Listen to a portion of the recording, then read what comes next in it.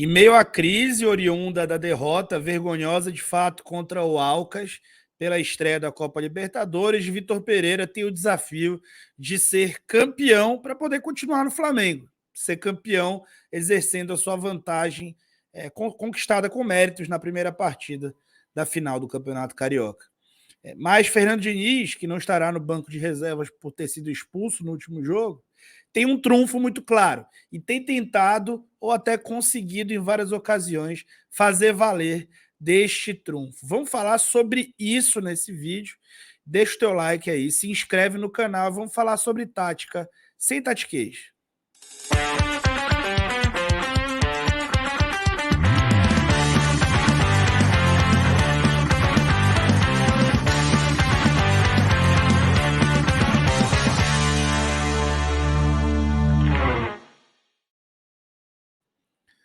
Vamos que vamos, e queria convidar você a ser membro do canal. Membros do canal fortalecem o meu trabalho e também, além de fortalecer o meu trabalho, né, e fomentar o meu trabalho, ter acesso ao canal de Telegram, né? E no canal de Telegram eu faço a transmissão tática de todas as partidas.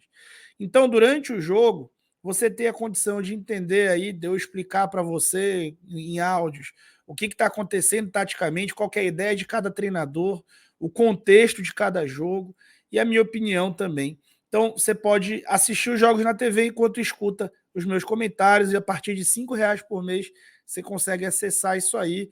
É um valor simbólico cobrado, um benefício que é feito justamente para a gente ter mais contato. Você vai ter um chat comigo, vai poder interferir nas pautas do canal. Então vai ser bem legal se você chegar com a gente. Já estamos um grupo bem numeroso lá. Chega aí com a gente, tá? Então vamos falar sobre esse trunfo que o Fernando Diniz tem, né? E o antídoto que o Vitor Pereira pode lançar mão, né? Pela thumb, aí você já tem uma ideia do que é. Primeiro vamos lembrar dos dois jogos, né? Os dois jogos do Flamengo e Fluminense tiveram um plano de jogo por parte dos dois times muito parecidos de início, né? Nos dois jogos, o primeiro tempo teve uma tônica parecida. Mas no jogo 1, a marcação alta do Flamengo, esse aqui é um gráfico de posse de bola ao longo do tempo.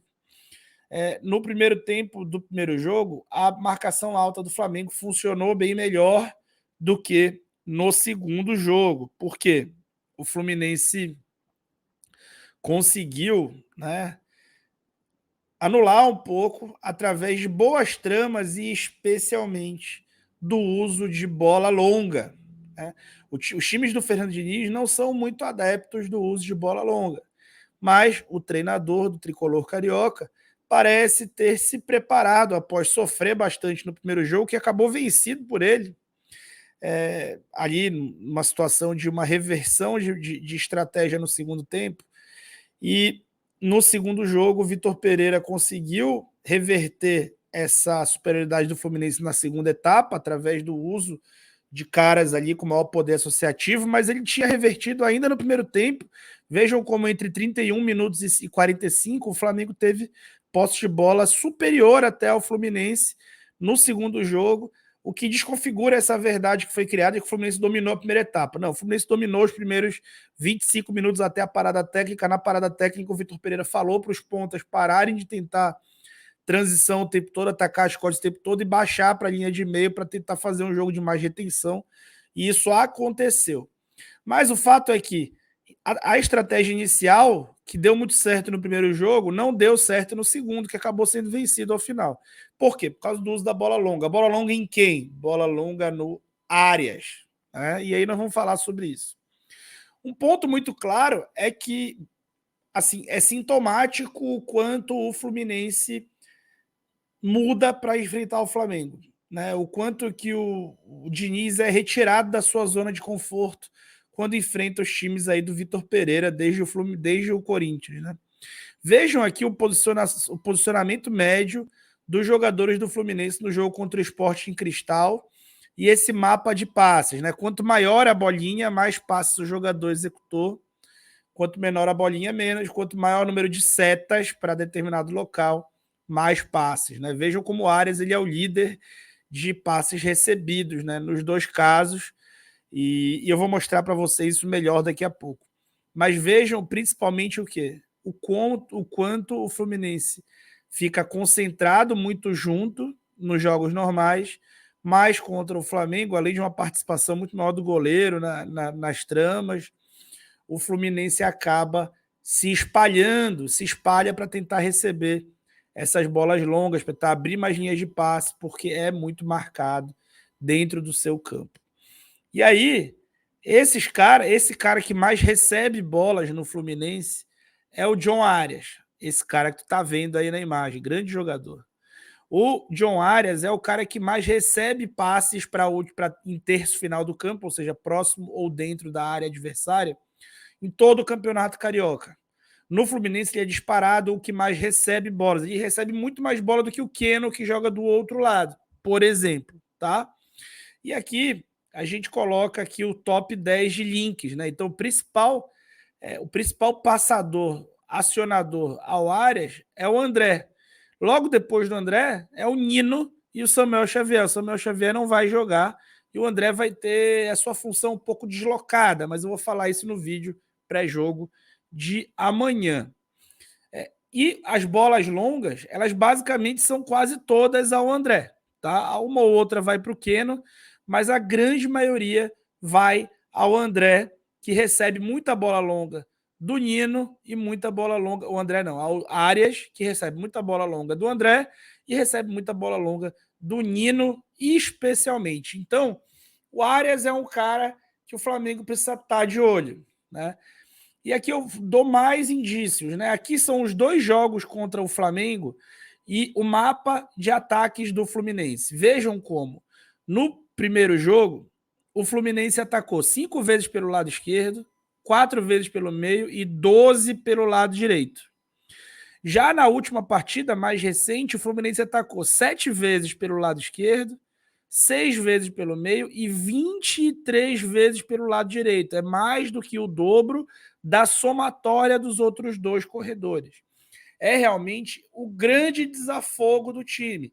E isso está muito, muito claro. Tá? O Arias, ele é o líder do Campeonato Carioca em cruzamentos realizados, em 1 contra 1 e drible, tá? 1 contra 1 e drible do Arias também ele é o líder desse quesito. E com relação a toques na bola dentro da área, ele só perde para o Lelê do Volta Redonda. Ele tem mais toques na bola dentro da área do que o próprio Germancano, que é o centroavante do time. Então, assim, ele é um cara realmente muito, muito acionado e o jogo do Fluminense passa absolutamente pelos pés do John Arias. E aí, gente, o que o Flamengo tem aí enfrentado dificuldades no enfrentamento ao Arias? Bom, o Léo Pereira, o Felipe Luiz, ele não estava ainda à disposição nos jogos anteriores, entra no segundo tempo do último. O Léo Pereira, ele é um zagueiro, né? E por ser um zagueiro, ele acaba sendo muito mais pesado, né? E tendo menos cacoete para marcar em corredor lateral, né? Menos cacoete para marcar já numa zona mais morta do campo, menos povoada, aonde um jogador de velocidade tende a levar vantagem sobre um zagueiro. Então, o Ayrton Lucas tem executado o encaixe e a linha de 5 o tempo inteiro aparece presente. Isso gera vários impactos no jogo do Flamengo, como perda territorial.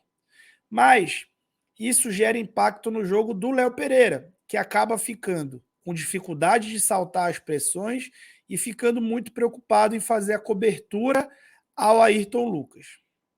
Um grande trunfo, o maior trunfo que Vitor Pereira pode lançar a mão para neutralizar a principal jogada do Fluminense é o Felipe Luiz em campo.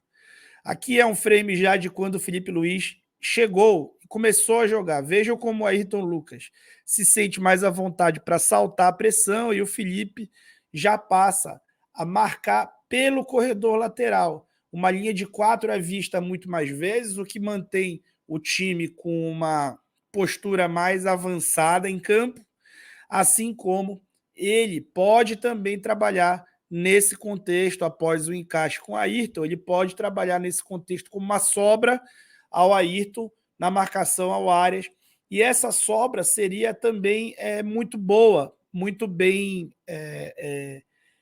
trabalhada. Por quê? Porque ele é um cara com mais cacoete, como eu falei, para marcar pelo corredor lateral. Tá? O Fluminense ele tem vários problemas para essa partida, como, por exemplo, o Martinelli, que não vai voltar, o David Braz, que está lesionado, mas está trabalhando para ser escalado. E uma saída do David Braz seria um pouco até caótica, porque obrigaria o Diniz a utilizar o Felipe Melo. Deve trazer o Marcelo como titular, o Marcelo jogando de uma forma bem específica, que a gente vai abordar no vídeo que vai vir no dia do jogo. E também o Alexander deslocado ali, provavelmente. Então, a armação das jogadas e a construção de trás vai ficar mais concentrada nos pés do André. E se você marcar o principal destinatário dos passes do André, você vai tirar ainda mais o conforto dele. Então, colocar o Felipe Luiz, na minha opinião, é algo que, caso fisicamente ele tenha condição, é inegociável e indispensável. Esse é o grande trunfo que Vitor Pereira tem para neutralizar a principal jogada do Fluminense, tá bom?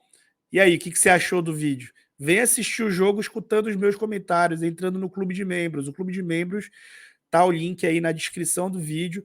Depois de acessar o link, você faz a assinatura e vai ter acesso à comunidade dos membros. Lá você encontra o link do canal de Telegram e cai direto lá para a gente ter muitas trocas interessantes, você aí participar do meu chat e a gente continuar aí junto, tá bom? Muito, muito obrigado. Deixa o teu like, se inscreve no canal que a gente tem que bater 50k até o fim do ano. Beleza? Fui!